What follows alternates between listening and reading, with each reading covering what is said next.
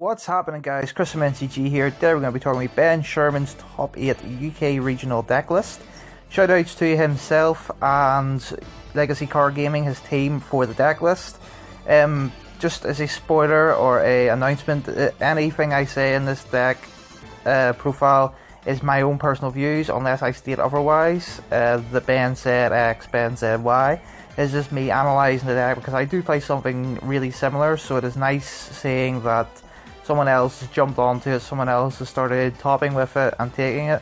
So yeah, just in case you think I'm saying something that Ben himself has said, that is not true unless I say otherwise. So let's start off with the very bare basics of the deck and why the deck is a deck. BAs, that is like the main catalyst of the deck. He's playing a very bare minimum BA list just because space is tight even for a 60 card deck.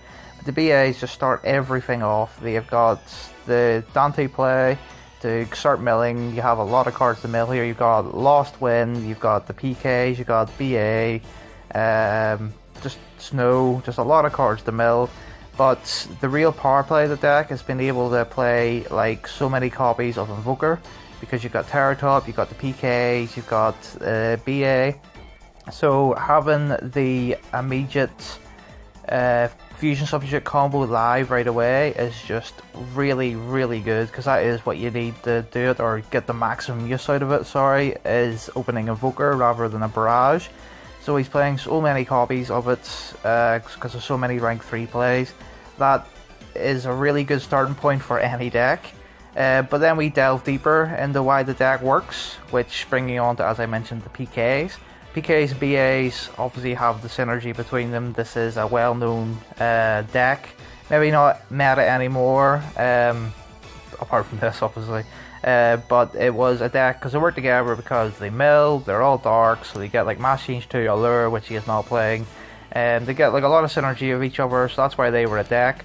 So they come back in to push the BAs to give them grind game, to give the more access to the Invoker combo, just give the deck a lot of stamina, that much needed push. Ben himself did say that because of the PKs and the BAs, the stamina of this deck and the grind game is equal to, if not more, than the Paleo deck.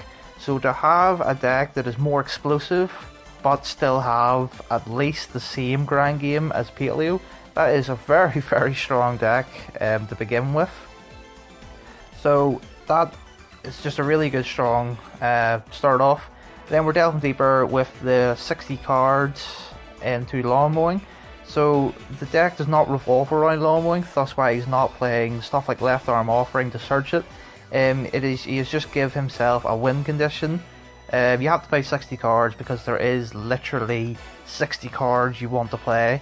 He has not went, oh, I need to build up 60 cards here. He has just thrown cards in. Probably had to take cards out, to be honest, to make it 60, but this is 60 cards he absolutely wanted to play. Then he has also gifted himself a win condition, which is lawn mowing. If he draws it, he wins. Quite simple. The amount of effects, the amount of grind game he gets off that one card is just far too high. You may as well just pack up your cards then and there. He has won the game. So if you put all that with the amount of power spells he has in the deck, like access to Dark Law and Mass Change 2, it is not searchable. Fair enough, you could make a searchable he wants. You could play 3 gold Sarcophagus with a Shadow Mist to go Levier Dark Law, or Levier Shadow Mist Dark Law, but that's a bit gimmicky. But that's another just power card the deck has. Ending boards of like Dried and Dark Law, that is really good. And then usually if it is a Dried play, he's done the fusion substitute combo, so he's drew a lot of cards. So hopefully he's hit back row out of that, so maybe like a Strike, so Strike, Dried and Dark Law, like wow, that's just really good. Pot of Desires, Instant Fusion, just really powerful cards, like so many sacky cards. The deck has mass consistency, because BAPK, you could say like, oh, could it open some awkward hands, like 1 BA and then like 1 PK, like stuff like that, but that is true, but then you have all the other power plays to sort of combine the deck together to minimize the impact of those quote-unquote dead hands. So that's why the deck just works really well together. It's got snow packed in there for the lawn mowing play, just a lot of mills, a lot of draw. It's just a really, really strong basis main deck. A nice card he's playing up at the top right hand corner there, if you can't see the artwork, is TG Warwolf. It is a Dark Beast Warrior level 3. So if he was playing other, which I am playing at the minute, I just like it. I just think it adds the levier plays, etc, etc. But this is not my list, this is his. TG Warwolf, it is searchable off Broad Bill. It will be your lure target. It is also, when this card, or when a monster is special summoned to the field, either yours or your opponent's, you can special summon it from your hand. So immediately, if you need it, it can cock block your opponent from attacking you, but that is not what it's used for. If you go like Broad Bull, detach to search it, and then detach the special summon rat, you can then special summon it, and then you've got like a level 4 and a level 3, so you can do other plays, or like trigger the trap Phantom Knight to bring up a Phantom Knight, then you can special summon the TG Warwolf from your hand. There's a free rank 3 without normal summoning. It just adds the inner consistency and inner strategy the deck has with itself. It is just really good. It's a nice card, TG Warwolf. It's not a gimmick, I don't think it is. Actually, it's just a really, really good card to play into the deck. It just adds to the power that the deck has. So the extra deck, this is something that he said that was the weak point of the deck, in the fact that there just was not enough room.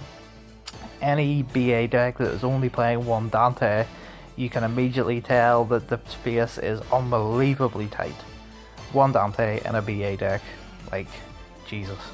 The one complaint I would have with the extra deck, though I can see why he would play it, is 3 instant fusion for 3 cards, because he's playing instant fusion with Norden, Thesis, and then the only reason, or the only way to make the Stardust Dragon is with Thesis, so he has to play, he's dedicated 3 extra deck spots for 3 non-searchable cards in the deck. However, probably in testing, he got the stage where other cards he could play to give that payoff that the instant fusion would, or that it just was worth it in effect.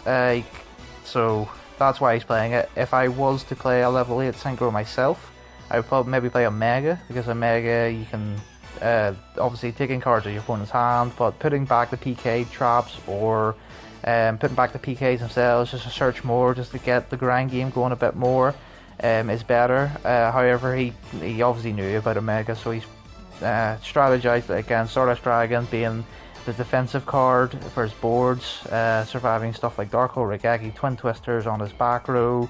He's decided that Stardust Dragon would be more beneficial, thus why it is there. The extra deck, he has to, to play the bare minimum of everything. That is a very skimpy Zodiac engine of 1 Invoker, 2 Emerald, Tiger, Bullhorn, and Trident. Then he's got 1 Beatrice, 1 Dante, and 1 Pilgrim, which is the smallest BA engine in existence. The 1 Dark Law for the Mass Change 2, and then Thesis Norden and Stardust Dragon. So if you were to play this deck again, you can maybe take some cards out to relieve the extra deck space, like the Instant Fusion or whatever, just if you want to play more Dantes, but the extra deck is something that is incredibly tight in this deck because it just has so many options. I'm not actually playing the BAs in this deck, I'm just playing pure Phantom Knights with just like a lot of rank 3 support, so I'm also playing Gofu. So that would be another reason why I could go into level 8 synchros. However, the BAs are the immediate power plays, the open, to go into Dante, to go into Invoker, blah blah blah blah blah. But this is not my deck, this is his. So moving on to the side deck, he is playing 6 cards that are absolute power plays. You've got the BAs, you've got Terror Top, Instant Fusion. If you're playing it Barrage, you've just got a load of free tribute fodder for the Jinzo against Paleo, and for the Vanity's Fiend against, well, any deck. Like, Vanity's Fiend is just really, really strong. Like, you don't really side like Dark Hole Regeki against BA PK because they just float. So they're not exactly strong cards. So your opponent may side them out, or may not even play them. So just having like a win condition again in the Vanity's Emptiness, or the Vanity's Fiend, sorry, is just really strong. Jinzo, obviously, against the Paleo matchup. You can back this up with Dragon, you can back this up with like a Beatrice or just stuff like that. It just protects the Jinzo, just really gets it off. 2 DD Crow, we know how good DD Crow is this format. Banishing the Rat, banishing the Rodent Totem, banishing the Snow from the graveyard of like Infernoid. It's just a really, really good side deck cards, so much so that people are actually maining it. 3 Ghost Reaper and the 1 Toad. He has got already the Trident, the Bullhorn and the Tiger in his extra deck for more Ghost Reaper targets. The only one he doesn't have is the Toad, so that's why it's there in the side deck. Eliminate the Toad from the Paleo side. They don't do anything that really concerns you. Like loads of traps against a floaty deck like PKBA, that's not going to take you very far. Not at all, so just play smart after you take out the Toad and you pretty much can't lose. So that's why Reaper is a good choice, because he's identified the problematic cards of that matchup and decided that Reaper is the card there that will take that out for him. In addition, if he needs it against Zodiac, BA matchup or anything else like that. And lastly, he's got the removal brigade of Double Dark Hole and Regaki, just for going second, just for clearing a board, so he can go for the UTK, or he can set up a board that the opponent would then have to open up a removal card to take out. So just like exchanging resources, just very, very good. So that was my run-in for the deck. I am playing something very similar to this. I think the deck is fantastic. I'll maybe put up my list sometime in the future, because I've got a bit of techie plays with it, I suppose, that I would like to talk about.